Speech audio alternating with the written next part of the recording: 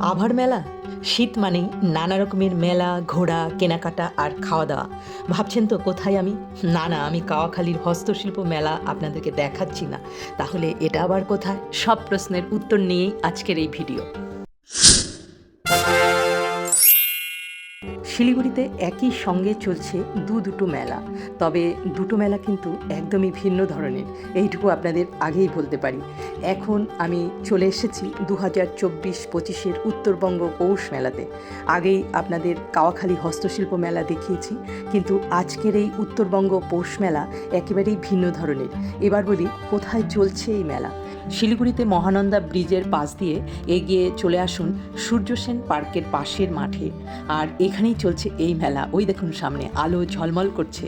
আর দেখুন আগামীকাল 25শে ডিসেম্বর মহানন্দা সেতুকে কি সুন্দরভাবে সাজানো হয়েছে। জলের মধ্যে লাইট আর রিফ্লেকশন পড়ে সৌন্দর্য আরও অনেকখানি বেড়ে উঠেছে। মেলায় ঢোকার জন্য এন্ট্রি টিকিট রয়েছে খুব সামান্য 10 টাকা পার হেড।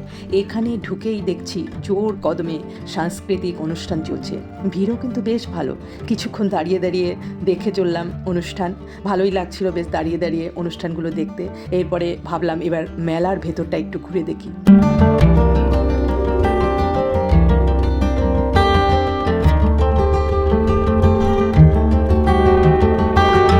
নামের দিক থেকে চিন্তা করলে ঠিকই আছে। হস্তশিল্প মেলায় যেমন অনেক হাতের কাজের জিনিসপত্র দেখতে পেয়েছি, এখানে কিন্তু সেসব কিছুই দেখতে পাচ্ছি না।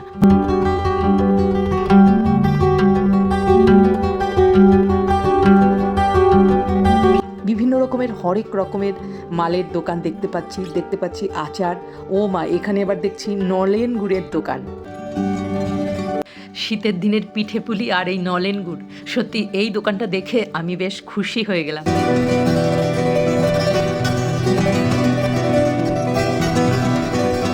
বাপরে, এখানে এই হরেক রকমের দোকানে এত কিছু রয়েছে যে আমি দেখে শেষ করতে পারছি না। সত্যি ভাবতে অবাক লাগে, এত জিনিস আমাদের প্রতিদিন চলতে লাগে, প্রত্যেকটাই কিন্তু আমাদের প্রয়োজনের জন্যই রাখা হয়েছে। কি নেই এখানে!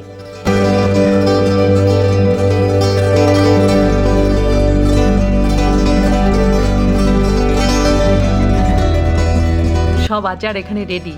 যারা নিজেরা আচার বানাতে চান না, আমার মতো একটু অলস প্রকৃতির, তাদের জন্য কিন্তু এখানে সব রকমের আচার রেডি।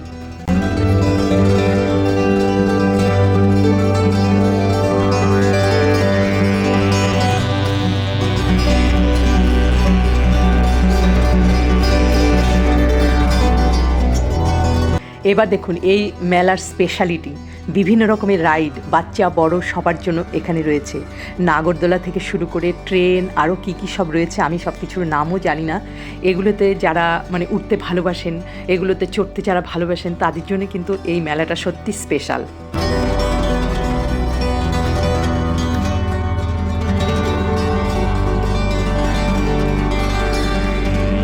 আর একটা জিনিস এখানে দেখছি, এখানে রয়েছে প্রচুর নানা রকমের খাবার দাবারের দোকান, প্রচুর ফুড স্টল রয়েছে, বিভিন্ন রকমের খাবারের দোকান কিন্তু এখানে রয়েছে।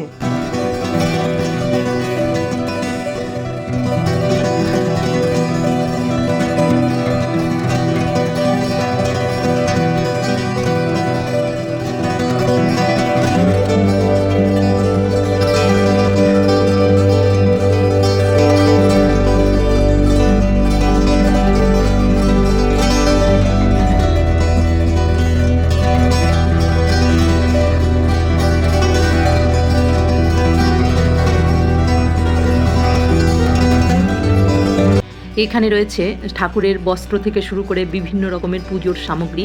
এখানে কিন্তু প্রচুর রয়েছে এগুলো, ঠাকুরের সব জিনিসপত্র।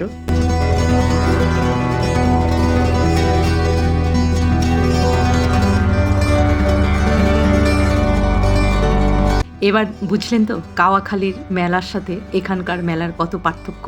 হ্যাঁ, কাওয়াখালীতে হস্তশিল্প মেলা, ওখানে হাতের কাজের সমস্ত বিভিন্ন রকমের ঘর সাজানোর জিনিস পাবেন।